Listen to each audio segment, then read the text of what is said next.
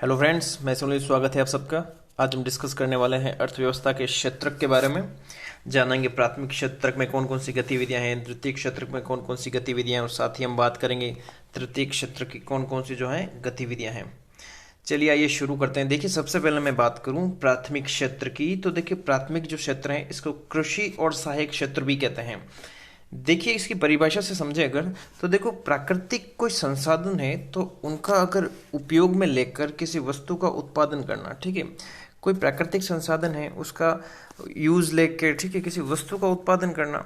जैसे कि उदाहरण है इन गतिविधियों में है खनन, कृषि, मत्स्य पालन, डेयरी और वानिकी, ठीक है। ये सीधा ही प्राकृतिक रूप से जो है हमें उपलब्ध होते हैं, ठीक है। इनका उपयोग करके जो है हम वस्तु का उत्पादन करते हैं। ये सारी गतिविधियां हैं प्राथमिक क्षेत्र की। खनन, कृषि, मत्स्य पालन, डेयरी, वानिकी सारी, ठीक है। फिर नेक्स्ट हम बात करते हैं द्वितीय क्षेत्र की। इसे विनिर्माण क्षेत्र भी कहते हैं। द्वितीय क्षेत्र को विनिर्माण क्षेत्र कहते हैं। देखो, जो प्राकृतिक उत्पाद है उनको विनिर्माण के जरिए अन्य रूप में बदलना। कौन सी क्रिया से? विनिर्माण द्वारा। उदाहरण कौन कौन से है देखो, तो वो है विद्युत जो उपकरण होते हैं ना, इक्विपमेंट, इलेक्ट्रिक, उनका निर्माण करना। कपड़ा उत्पादन करना, जो आप जींस टी शर्ट जो भी शर्ट पहनते हैं वो। हस्तशिल्प, जो आप घरों के अंदर कोई चीज़ सजाने की रखते हैं, वो सारी चीज़ें। और जो उद्योग हैं वो द्वितीय क्षेत्र का है। देखो, उद्योग शब्द पर गौर कीजिएगा। उद्योग द्वितीय क्षेत्र का है, लेकिन व्यापार तृतीय क्षेत्र का है। अभी हम पढ़ेंगे। देखो, नेक्स्ट हम बात करते हैं तृतीय क्षेत्र। तो देखो, इसे सेवा क्षेत्र भी कहते हैं। सेवा प्रदान करता है, जैसे परिवहन हो गया, अपना भंडारण हो गया, ठीक है, संचार, बैंकिंग, व्यापार, ठीक है। तो ये व्यापार शब्द, तो व्यापार तृतीय क्षेत्र का है, जबकि उद्योग द्वितीय क्षेत्र का है। ओके। फिर देखो, चतुर्थ क्षेत्र भी हम कहीं कहीं पढ़ते हैं। तो इसका ये है कि इसमें कौन कौन सी गतिविधियां हैं। तो जो आईटी हैं, जो आईटी सेक्टर की गतिविधियां हैं, जो शिक्षा में अनुसंधान है, चिकित्सा में अनुसंधान है, ठीक है, किसी के आविष्कार खोज करना, ये सारी चतुर्थ क्षेत्र की जो है गतिविधियां होती हैं।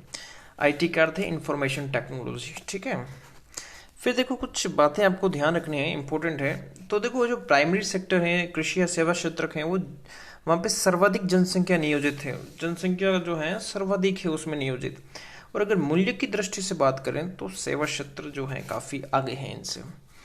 अब देखो, दो प्रकार की बेरोजगारी होती है। एक होती है अल्प या छिपी बेरोजगारी, एक होती है प्रच्छन्न या खुली बेरोजगारी। आइए देखते हैं क्या होते हैं।